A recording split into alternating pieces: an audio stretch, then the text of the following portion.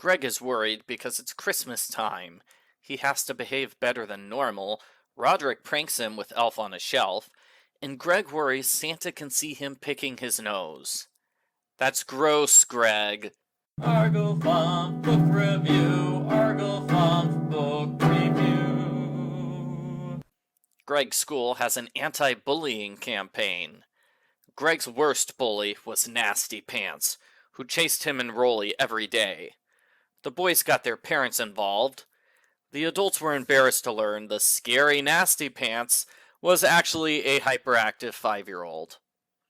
School's gotten worse than usual because all toys and playground equipment have been banned for being too dangerous. It's no fun to play tag when you can't run or touch the other kids. Rowley starts skipping during recess. Everyone thinks Rowley is a daring rebel, but the truth is he just likes skipping. Greg finds that annoying. Rowley continues to annoy Greg when they have a sleepover. They fight over dumb stuff, like what letter does volleyball start with? Greg tricks Rowley into thinking he went into the woods and escaped from a bear, when in reality, Greg watched TV and ate ice cream. As a bonus, Rowley now has to call Greg Sir for the rest of his life. Something tells me Greg was not paying attention when the school said bullying other kids is bad. 3 years ago, Mom got Greg a baby Alfredo doll. Greg liked the doll so much, it weirded out his dad. Dad secretly threw it out, so Greg switched to having a grapefruit doll. I think that weirded out Dad even more. Greg's newest hobby is an online game where you take care of virtual pets. Greg doesn't seem to understand the game is a big scam to make kids pay real money for fake pets. The game is ruined for Greg when Mom lets Manny play. Manny wastes all the tokens Greg was saving up, and he locks Greg out of the account. Greg complains about school fundraisers where kids give tons of money for the school in exchange for cheap junk that breaks in seconds. I know several arcades that work on the same principle. When the school tried to clean up fundraiser instead, the kids left such a big mess it would have been better to pay them to stay away. Greg starts a snow shoveling business, but like his gardening business in Book 4, he screws up so badly on his first customer that Dad has to bail him out. Greg then tries selling a signed graphic novel for money, but it turns out to be worthless. Mom faked the signature because she didn't want to wait in line for an hour. Wow, Mom. Dad buys a new sports car without telling anyone first. Wow, Dad! That's a terrible decision.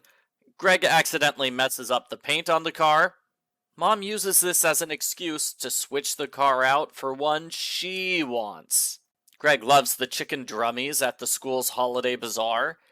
When Greg learns you can get the drummies at the grocery store for way cheaper, he decides to start his own bazaar. Greg and Rowley make a video game for their bazaar. It falls apart.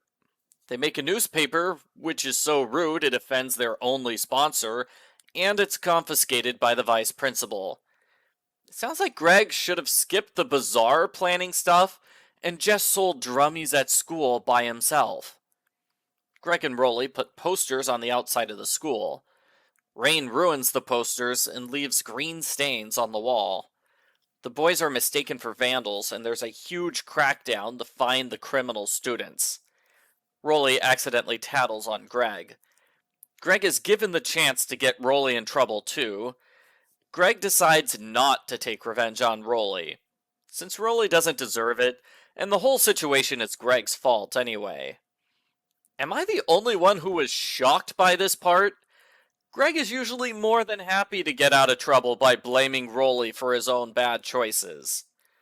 I guess Greg has become more mature, and he started to care more about his best friend's feelings. The police visit the house for a toy drive. Greg worries the police are here to arrest him. He worries a long time, because the final 60 pages are about a blizzard. The family's trapped in the house for a week, without Dad or much food. To make matters worse, Manny accidentally destroys Mom's only pair of glasses. Greg is forced to take care of Manny, which is annoying, because Manny throws a fit if you don't follow all of his arbitrary, finicky rules. The basement floods, and Roderick's forced to move into Greg's room. The worst is when the power goes out.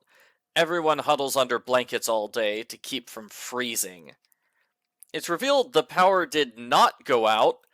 Manny turned off power to everywhere in the house except his bedroom. Manny gets out of trouble by saying he doesn't know how to tie his shoes, which makes no sense at all. Dad arrives on Christmas Eve with fast food. It's a Christmas miracle. Greg is mistaken for a good Samaritan when he shovels the church parking lot.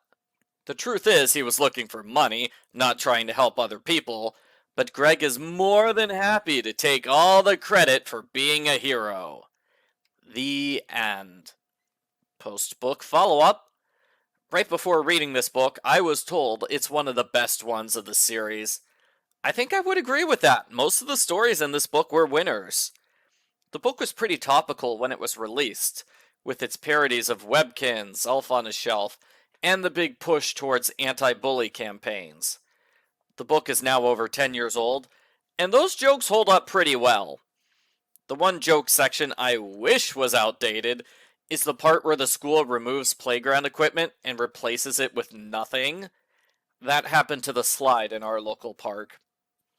Kids tend to like jokes that poke fun at schools and teachers. This book has plenty of that. There are also jokes where the middle schoolers are wild and misbehave. That's a pretty standard joke for the Wimpy Kids series. Each book generally has at least one scene with a crowd of unnamed kids being ridiculous. The story of being stuck at home in a blizzard is also good. It has rising tension as things keep getting worse and worse. Overall, I'd say this is a great book for the Wimpy Kids series. It's good enough it should win over the critics who think the first trilogy is the best and the series went downhill after it. I think the series has maintained a consistent level of quality, although I would say this is my favorite book of the second trilogy. I give Diary of a Wimpy Kid number 6, Cabin Fever, a 10 out of 10.